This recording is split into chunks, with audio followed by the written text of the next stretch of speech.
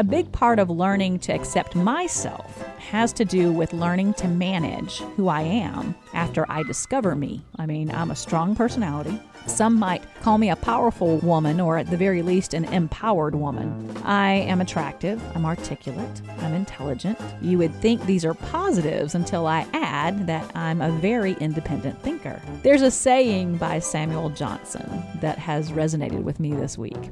It says, "Almost all absurdity of conduct arises from the imitation of those we cannot resemble." I posted this saying on Facebook, and a friend asked me to interpret it into redneck. So I obliged. I told him it meant, don't try to act like something you're not, because it makes you look like an idiot. Well, I think this is the problem with most of us Christians, and it's why we oftentimes look farcical to people on the outside. We are bequeathed with the task of trying to resemble a holy God, and our true hope of ever being anything but a vague gray outline of who he may actually be in reality is what drives us to look absolutely absurd in our efforts at times, me included. I've been contemplating this week why it is exactly that it's so very difficult for Christians to be strong. We are a weak lot of people. I know some good and friendly atheists who often exhibit better strength of character than some of we spiritual types. But maybe that's the point. We need help. I would really love to get to that nebulous place in the sky and in my personal life where my spiritual, emotional, and physical health and downright love for God and others would be that natural boundary that keeps me from self-destructive behavior. But I haven't found it yet. So I look absurd and wrong in most of my efforts in either direction. Being this independent thinker that I am, I'm bound to meet opposition and even invite it at times. As you may have been able to discern from what I've talked about so far this week, I was attacked this week, not physically, but verbally.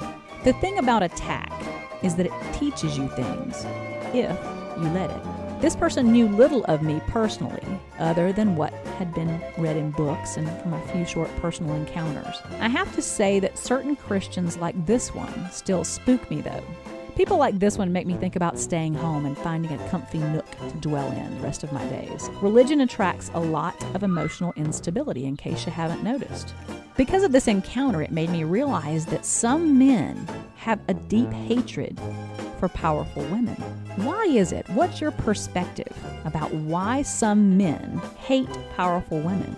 The men I run into that have a problem with that are usually men that were taught growing up that, number one, that women were a second-class citizen almost. Mm-hmm. That, or they're just intimidated in their own. They're not sure of themselves and their own manhood, because you get involved with anybody who has, strength of their opinions and a strong value system set up and a strong opinion of themselves and know where they're going. It intimidates people and reminds people that don't have that path. Mm-hmm. I spent that whole day after that encounter just going, wow, I guess I really didn't realize, and maybe I'm sheltered, but I really didn't realize that there were men still out there that feel that way, that have that strong opinion. Have the conversation about balance in the view. You know what I mean? There's one view that says women should wear burqas, and there's a Christian there's a Christian version of that where women have to dress very demurely, wear no makeup. There's every level of that, and then it gets on into where he was just talking about, women just have, if they show cleavage or they do this and that, then they just, what's their motive? They're just trying to bring men into lust. And I was just kind of going, wow. You can't judge the motivation of somebody's heart. Not at all. No. Not at all. I had a friend that I met there who was in the music industry, the Christian music industry in Nashville, and she had moved from Hawaii.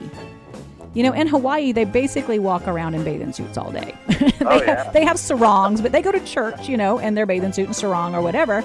And so when she moved to Nashville, Tennessee, and was still dressing the way that she dressed in Hawaii, she was thought to be a harlot because she still dressed the same way. So she had to change her dress because of where she lived. And that was the point I was trying to make, is that, modesty can be a very cultural thing. What you talking about, Willis?